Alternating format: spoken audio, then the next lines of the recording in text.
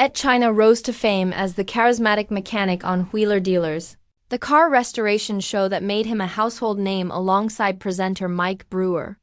For years, Edd was celebrated by fans for his in-depth workshop segments, taking apart classic cars, explaining technical details, and showing the hands-on engineering that turned rusting wrecks into roadworthy vehicles. But in 2017, after 13 seasons, Edd announced his departure from the show. And the reasons behind it reveal a story of creative disputes, evolving formats, and personal integrity.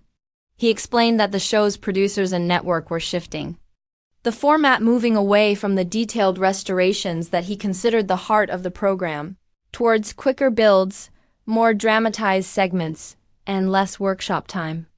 He argued that the changes compromised both the quality of his work and the integrity of the show. He felt he was being asked to cut corners, to do showier than substantive mechanic work, and that the production's increasing focus on entertainment over engineering left him dissatisfied. Alongside this, the production of Wheeler Dealers changed hands from its earlier producers to new companies and networks, which Edd says introduced new priorities that clashed with his values. The working schedule was grueling. He had to dedicate long months to filming, often under tight deadlines that left little time for true craftsmanship or for pursuing his own engineering passions. All these pressures added up. Edd states that after long reflection he chose to leave because he could no longer compromise what he believed in. He wanted to engage in projects where he could control the content and work at his own pace rather than fit into a formula he felt was no longer aligned with what he cared about. His departure was not officially described as a feud with Mike Brewer, and Brewer has said publicly that the separation was simply Edd's decision rather than an acrimonious split. Still, fans and media speculated about tension because of how the show's tone changed after Edd left.